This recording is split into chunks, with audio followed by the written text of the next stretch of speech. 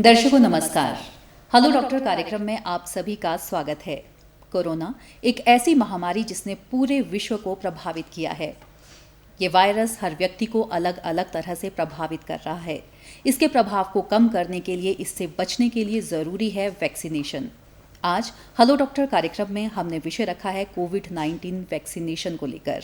अगर इस कार्यक्रम में इस विषय से संबंधित आपके कोई भी प्रश्न हैं, सवाल हैं और कोई भी शंका है आपके मन में, तो आप हमें कॉल कर सकते हैं। हमारे फ़ोन नंबर्स नोट कर लीजिए, 28000177 और दूसरा फ़ोन नंबर है 28000178। एसटीडी कोड रहेगा 0177। इस विषय पर विस्तार से जानकारी देने के लिए आज हमारे साथ स्टूडियो में उपस्थित हैं डॉक्टर तृप्ति चौहान, जो कि एसोसिएट प्रोफेसर हैं कम्युनिटी मेडिसिन IGMC शिमला में। डॉक्टर साहब, आपका कार्यक्रम में स्वागत करना चाहेंगे। और जैसे कि कोरोना काल है, पूरा विश्व इस महामारी से प्रभावित है और हर एक के मन में एक शंका रहती है कि कहीं ये सामने वाला व्यक्ति जो हमसे मिलने आ रहा है कहीं ये प्रभावित तो नहीं है, क्योंकि वायरस के लक्षण बहुत जल्दी हमारे सामने नहीं आते हैं। तो पहले तो हमारे दर्शकों को ये बताइए कि ये कोरोना है क्या और कैसे ये ह्यूमन बॉडी को प्रभावित करता है। जी नमस्कार, थैंक्स फॉर हैविंग मी। सबसे पहले तो मैं बताऊंगी जो कोरोना वायरस है ये काफ़ी पहले से ही इस धरती पे था। कोरोना वायरस इसकी कुछ टाइप्स हैं। कोरोना वायरस वैसे देखा जाए तो कॉमनली कॉमन कोल्ड करता है, फ्लू लाइक सिम्टम्स करता है, पर इसकी जो लीथल टाइप है जिससे कि इंसान की मृत्यु भी हो सकती है वो है आपका कोविड-19, मर्स और सार्स वैराइटीज़ हैं। इसमें से जो कोविड-19 है वो न्यूली डेवलप्ड वायरस है, जो हमें नया अभी इसकी खोज हुई है। आपको पता ही है कि चाइना से आया और धीरे धीरे पूरे वर्ल्ड, पूरे विश्व में ये फैल गया है। तो ये कोरोना वायरस है जी। इसमें एक टिपिकल स्पाइक्स मिलते हैं, क्लब शेप्ड स्पाइक्स, कुछ एक इसकी टिपिकल सी इसकी पिक्चर होती है। अदरवाइज़ आपको पता ही है कि प्रोटीन का इसका कवर होता है। तो ये जो है बेसिकली शुरू में तो ये हम मानते थे कि कॉमन कोल्ड जैसी सिंपल बीमारियां, माइल्ड बीमारियां करता है, पर अब इसकी एक लीथल टाइप आई है। जी। तो ह्यूमन बॉडी को, जैसे कि मैंने साथ में एक और सवाल किया था, किस तरह से प्रभावित करता है? अगर किसी के संपर्क में हम आ जाते हैं जो इस वायरस से प्रभावित है, तो कैसे ये एकदम से इफ़ेक्ट करेगा? कितना टाइम पीरियड रहता है कि सीरियस कंडीशन आ जाती है? एक्चुअली ये काफ़ी इन्फेक्शियस है और इसका डिफरेंट इसकी टाइप्स हैं। इसका जो ट्रांसमिशन है वो अलग अलग तरीके से हो रहा है। तो इसका हम बेसिकली ये अब एयरबॉर्न भी हो गया है और क्योंकि ये हाईली इन्फेक्शियस है, जैसे हमें पता है कि अगर ये किसी भी सरफेस पे होगा तो ये काफ़ी टाइम तक उस पर रह सकता है और लाइव जिंदा रह सकता है। जैसे अगर हम देखें जो हार्ड सरफेसेस होते हैं, जैसे स्टील हुआ, तो उसके ऊपर ये अराउंड 14 से 15 दिन तक भी ये लाइव ज़िंदा रह सकता है। और अगर हम सरफेसेस को साफ़ करते रहें या डिसइंफेक्टेंट डालते रहें तो विद इन 5 मिनट्स ये मर जाता है। अब अल्कोहल बेस्ड सरफेक्ट यूज़ कर सकते हैं जो कि सरफेस को साफ़ कर सकते हैं करने के लिए। बाकी ये जो है, क्योंकि ये हाईली ट्रांसमिसिबल है और इसका पता भी नहीं चल रहा है कि कैसे ये अब इतना ज़्यादा ट्रांसमिशन इसका हो रहा है। अदरवाइज़ हमें पहले था कि कांटेक्ट के थ्रू, क्लोज कांटेक्ट होते हैं तो हम दूरी बना के रखते थे, फिज़िकल डिस्टेंसिंग करके रखते थे। पर बिकॉज़ अब ये नया बताया है कि मे बी बिकॉज़ ऑफ ये एयरबॉर्न है तो ज़्यादा फैल रहा है। और अगर हम देखें हॉस्पिटल्स में हम डिफरेंट प्रोसीजर्स करते हैं तो वहाँ पे जैसे डेंटल में आप जाएंगे या कोई ऑपरेशंस होंगे या पल्मोनरी कोई ऑपरेशंस होते हैं तो वहाँ पर भी एरोजॉल्स बन सकते हैं और ये हवा में इसके जो ड्रॉपलेट्स हैं वो रहती हैं। तो ड्रॉपलेट इन्फेक्शन भी हो सकता है और ये बेसिकली कांटेक्ट के थ्रू जी कॉमनली होता है। जी, आपने एक और अच्छी चीज़ बताई कि अगर हम स्प्रे करते हैं और वायरस को ख़त्म करने के लिए हम बहुत सारे तरीके अपनाते हैं, तो एकदम से वो वायरस ख़त्म नहीं होता है। कम से कम थोड़ी देर इंतज़ार करना चाहिए। ऐसा नहीं कि हमने स्प्रे कर दिया और एकदम से उस चीज़ को टच कर लें, तो भी खतरा रहता है वायरस का। हाँ जी, फैलने का। It takes around 5 minutes. ठीक है। और वैक्सीनेशन अगर हमने करवानी है तो वैक्सीनेशन क्यों ज़रूरी है और ये किस तरह से काम करती है? एक्चुअली देखा जाए तो वैसे हम देखें तो इसके सिम्टम्स डिफरेंट, जैसे आपने क्वेश्चन पूछा था, तो सिम्टम्स इसके, क्योंकि ये एसिम्टोमेटिक्स भी फैला रहे हैं जिनको कोई भी सिम्टम्स नहीं है, क्योंकि यंगस्टर्स और एडोलेसेंट एज ग्रुप में अगर हम देखें तो ये वायरस इतने सिम्टम्स नहीं लाता है। उनमें थोड़े से माइल्ड सिम्टम्स होते हैं और समटाइम्स दे आर एसिम्टोमेटिक, तो वो भी ट्रांसमिशन में हेल्प कर रहे हैं। बाकी आपने ये भी पूछा था कि किस तरह से बॉडी में अफेक्ट कर सकता है, तो ये डिफरेंट सिम्टम्स हमारे आ सकते हैं, अपीयर हो सकते हैं, क्योंकि mild to moderate to severe इसके सिम्टम्स हो सकते हैं। माइल्ड और मॉडरेट तो चलो, हमें माइल्ड फीवर हो गया, साथ में कॉमन कोल्ड जैसे सिम्टम्स हो गए, सोर थ्रोट हो गई, कुछ ऐसे सिम्टम्स होते हैं जैसे बॉडी एक्स हो गए और आपके मसल पेन हो गई, जॉइंट पेन हो गई, डायरिया हो गया, ये सिम्टम्स हैं। पर जो सीवियर सिम्टम्स हैं वो शॉर्टनेस ऑफ ब्रेथ और ब्रेथलेसनेस हो जाती है, जिसमें सांस लेने में कठिनाई होती है। तो ये हमारे सिम्टम्स हुए। अब इसमें सीवियर सिम्टम्स भी अपीयर हो सकते हैं, तो उनको, क्योंकि हमें ये पता है कि वैक्सीन बहुत ज़रूरी है, एक वन ऑफ द मोडालिटी है हमारी प्रिवेंशन की, तो अगर हम इसकी वैक्सीन अगर हम लेते हैं, वैक्सीन के कम से कम 14 दिन के बाद हमारी एंटीबॉडीज़ बननी शुरू होती हैं और एंटीबॉडीज़ डेवलप होती हैं बॉडी में, तो इससे रोकथाम तो हो सकती है। पर साथ में अगर कभी इन्फेक्शन अगर हो भी जाए, अगर एंटीबॉडीज़ का टाइटर, क्योंकि अभी इतनी रिपोर्ट्स नहीं आई हैं, इतनी अभी रिसर्चेस नहीं हुई हैं कि एंटीबॉडीज़ जो हैं कितना प्रोटेक्शन दे रही हैं, कितने महीने तक प्रोटेक्शन दे रही हैं। कुछ स्टडीज़ बोलती हैं 6 to 7 मंथ तक अगर कोविड वैक्सीन अगर हम लगाते हैं तो देता है प्रोटेक्शन। पर अभी क्योंकि रिपोर्ट्स नहीं हैं तो हम श्योरिटी से नहीं कह सकते हैं।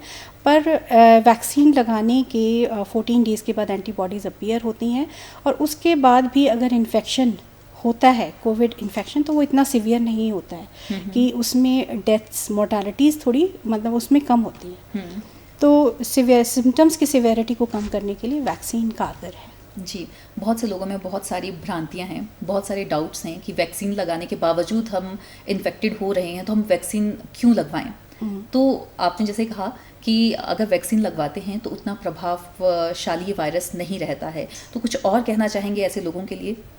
बिल्कुल, मैं ये कहना चाहूँगी कि वैक्सीन हमें ज़रूर लेनी चाहिए। कोई भी वैक्सीन आपके यहाँ मिल रही है, हमारे यहाँ इंडिया में हम लोग, क्योंकि 7 different types of vaccines are available now, तो उसमें से इंडिया में हमारा कोवैक्सीन और कोविशील्ड, हिमाचल में हम कोविशील्ड लगा रहे हैं। कोविशील्ड और कोवैक्सीन जो वैक्सीन है बेसिकली वो डेड वायरस से बना हुआ है, dead parts of the virus.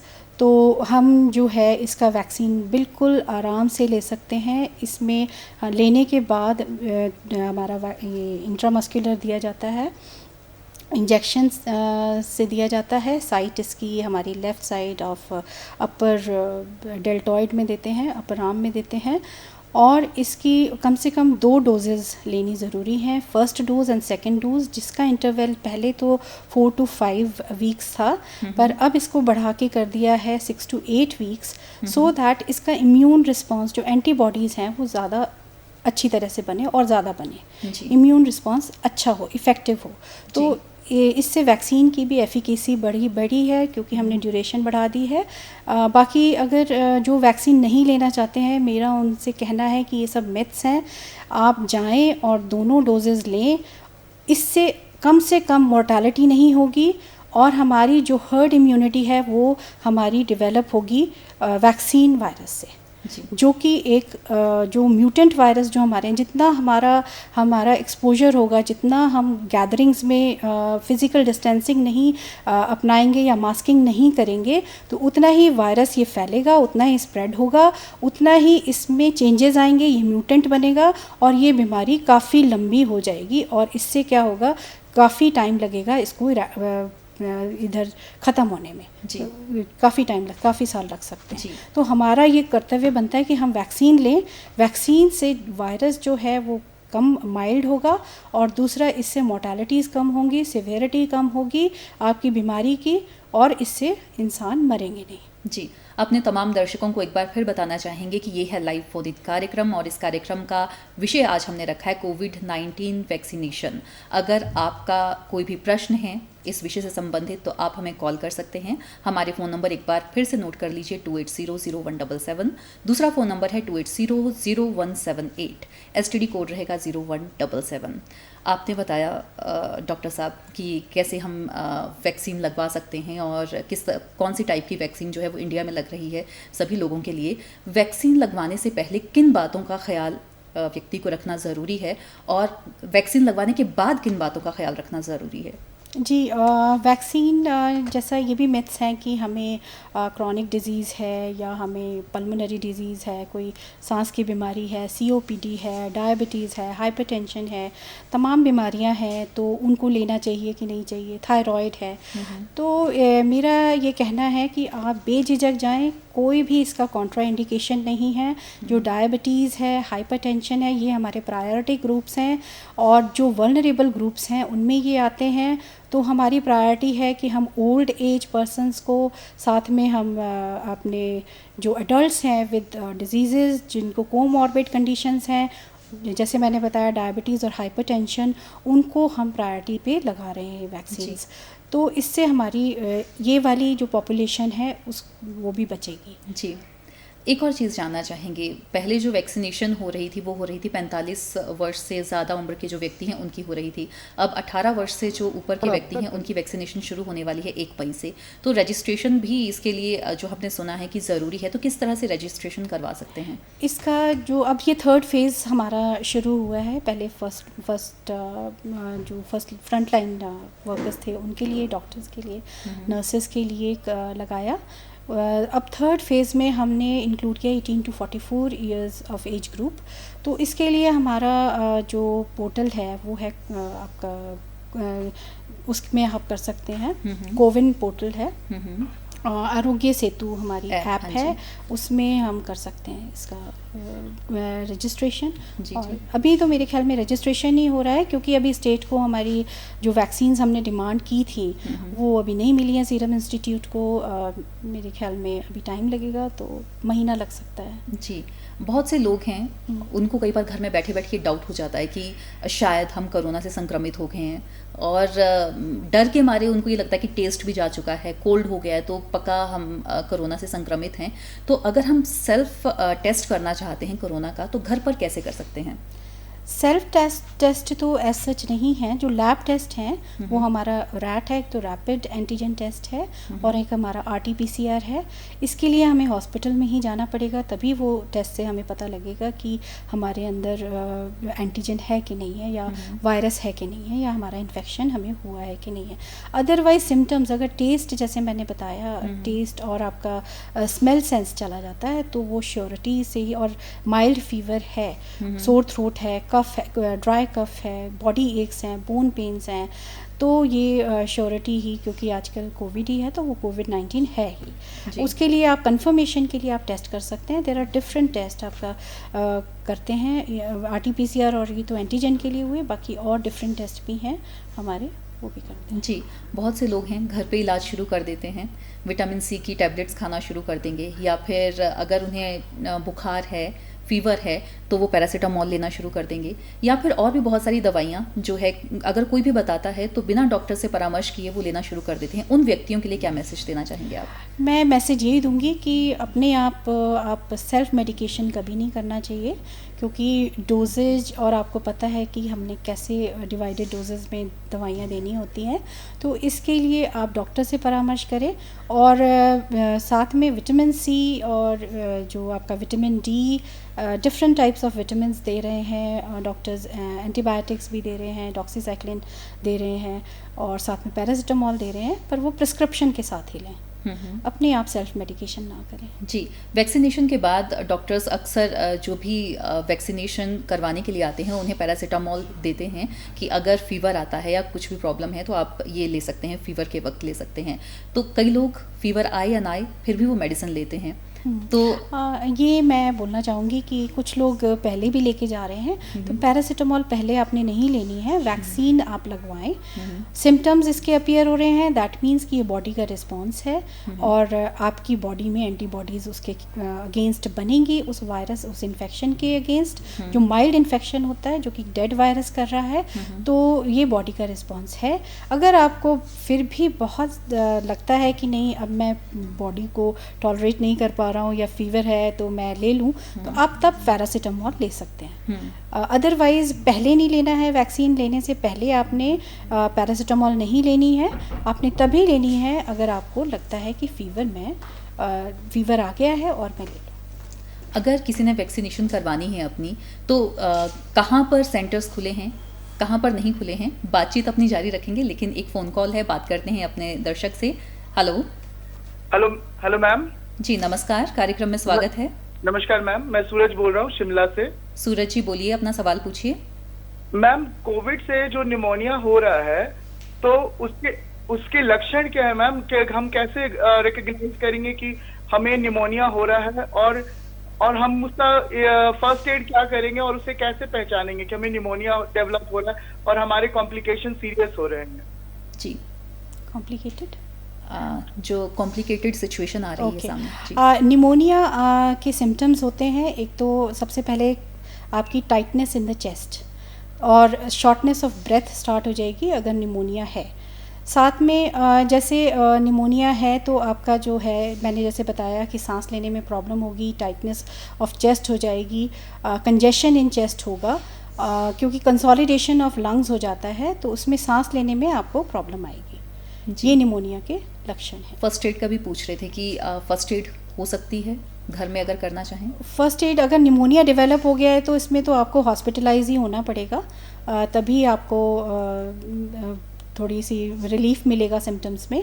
Otherwise first aid आप ये ले सकते हैं, थोड़ा घर में अगर हम भाप ले लें, स्टीम ले लें, तो उससे अगर रिलीफ मिले तो, क्योंकि ये बहुत सीवियर सिम्टम डेवलप हो जाते हैं इसके साथ एकदम, और इमीडिएटली डेवलप होते हैं आपके जो है चेस्ट में सिम्टम्स, तो मेरे ख्याल में आपको हॉस्पिटलाइज ही होना पड़ेगा जी निमोनिया के लिए। जी, इन्हें अपने सवाल का जवाब मिल गया। और आपसे जानना चाहेंगे, वैक्सीनेशन के अलग अलग जगह पर सेंटर्स खोले गए हैं कि यहाँ पर वैक्सीनेशन करवा सकते हैं जो सिटीजन्स हैं वो, और क्या वहाँ पर एक्सपर्ट डॉक्टर बैठा है? अगर किसी को बताना है कि हमें ये बीमारियाँ रह चुकी हैं, क्या हम वैक्सीनेशन करवाएं या ना करवाएं, तो इस तरह से परामर्श देने वाले एक्सपर्ट्स होते हैं? हाँ, बिल्कुल होते हैं। जैसे मैंने बताया कि बहुत सारे लोग हैं जिनको साथ में कोमॉर्बिडिटीज़ हैं और बीमारियाँ भी हैं, तो आप परामर्श कर सकते हैं। वहाँ पे आपको अवेलेबल रहते हैं, फिजिशियंस हैं, पल्मोनरी फिजिशियंस हैं, मेडिसिन के हैं, आप पूछ सकते हैं उनसे, सलाह कर सकते हैं कि हमें ये बीमारियां हैं, हम ले सकते हैं नहीं। पर मैंने जैसे बताया कि कोई इसके कॉन्ट्राइंडिकेशन नहीं है इस वैक्सीन की, अगर आपको ये बीमारियां हैं।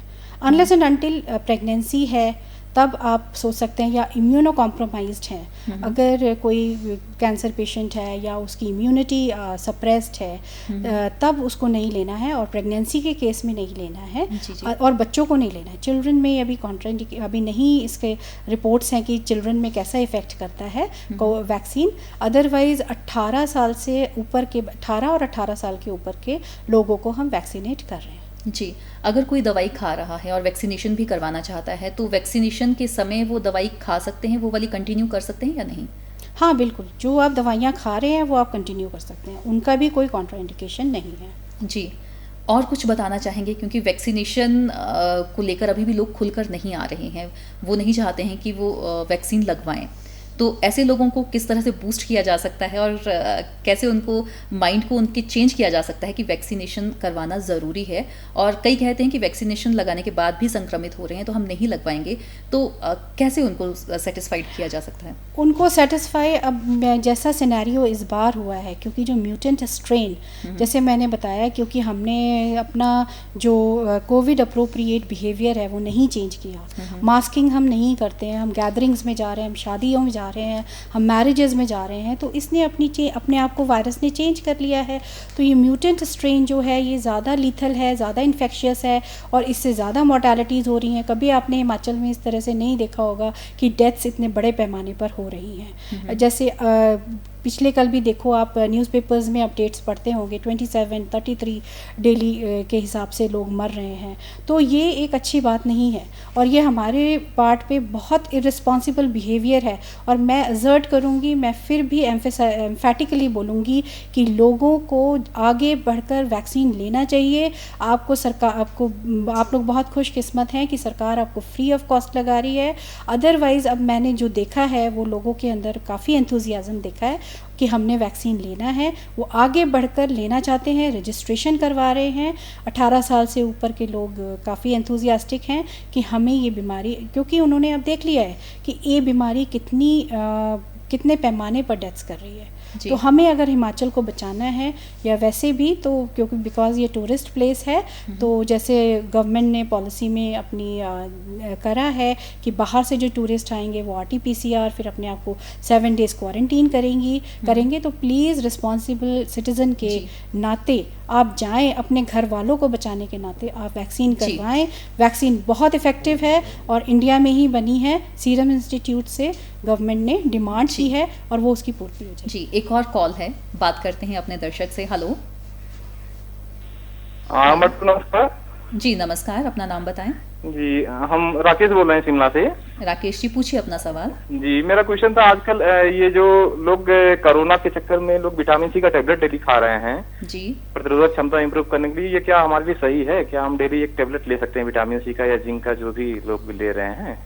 जी, देखिए, विटामिन सी लेने में कोई प्रॉब्लम नहीं है वैसे तो, क्योंकि अगर आप ले रहे हैं 500 मिलीग्राम की पर डे टैबलेट आप ले सकते हैं, अप टू 1000 भी ले सकते हैं पर डे के हिसाब से।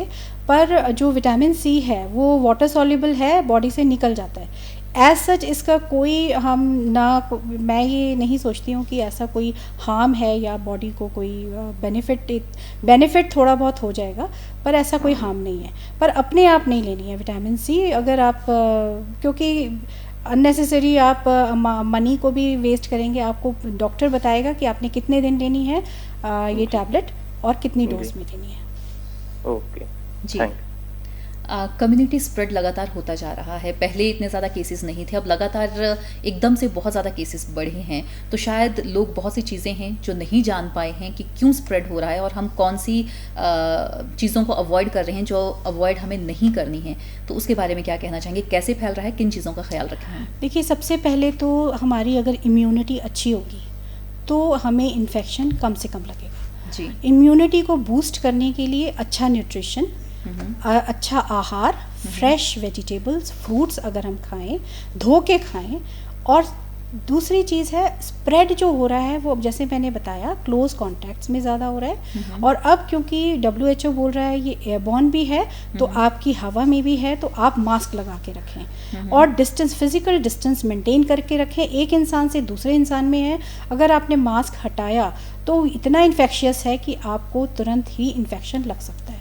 और इन्फेक्शन लगेगा तो आपको नहीं पता कि वो माइल्ड टू मॉडरेट ही रहेगा आपकी बॉडी में, कम असर डालेगा कि सिवियर असर डालेगा, ये आपको नहीं पता, वो आपकी इम्यूनिटी पे है। तो कुछ जो आपके घर में आप बहुत सारे चीज़ें कर सकते हैं, जैसे कि आप काढ़ा भी बना के पी सकते हैं, जैसे हमारे हिमाचल में काढ़ू बोलते हैं, वो पी सकते हैं। और डिफरेंट चीज़ें जैसे तुलसी का सेवन भी कर सकते हैं, ये साथ में है।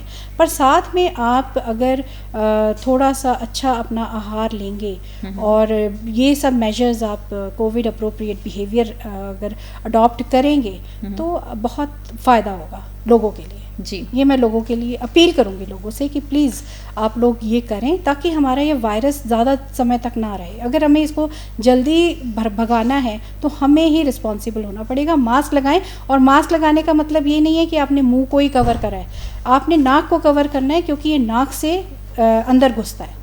एंट्री इसकी जो है वो थ्रू नोज़ है और एग्जिट भी।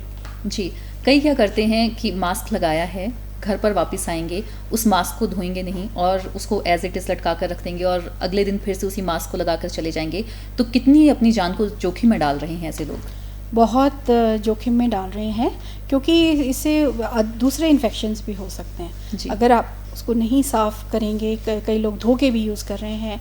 अदरवाइज़ तो ये वन टाइम यूज़ होता है, आपने थ्रो करना है, पर आप धो के यूज़ कर सकते हैं और मतलब साफ़ मास्क यूज़ करना चाहिए। जी, और अंत में संक्षेप में एक मैसेज मेरा यही है कि कोविड-19 हमारे लिए एक प्रकोप की तरह है और इसको जो है हमें जल्दी से जल्दी इसको भगाना है और इससे निजात पानी है। तो ये हम कर सकते हैं ओनली एंड ओनली आफ्टर कि हम जो है फॉलो करें अपने कोविड अप्रोप्रिएट बिहेवियर को, masking, physical distancing and gatherings को अवॉइड करें और अपने पास सैनिटाइज़र्स रखें, सरफेस स्प्रे सैनिटाइज़र्स रखें और थोड़ा आप एयर में भी डाल सकते हैं, क्योंकि मैंने बताया जो हार्ड सरफेसेस हैं, स्टील है और जैसे फॉर एग्जांपल स्टील है तो उसमें 14 से 15 दिन तक रह सकता है। तो घर में आप जो स्टील के बर्तन हैं उनको आप सैनिटाइज़ कर सकते हैं ओनली तभी करना जब आपका घर में कोई कोविड पेशेंट है। जी, डॉक्टर तृप्ति चौहान, आप कार्यक्रम में आए और इतनी महत्वपूर्ण जानकारी हमारे तमाम दर्शकों को दी, इसके लिए आपका बेहद शुक्रिया। अब अपने दर्शकों से भी चाहेंगे इजाज़त, आज्ञा दीजिए, नमस्कार।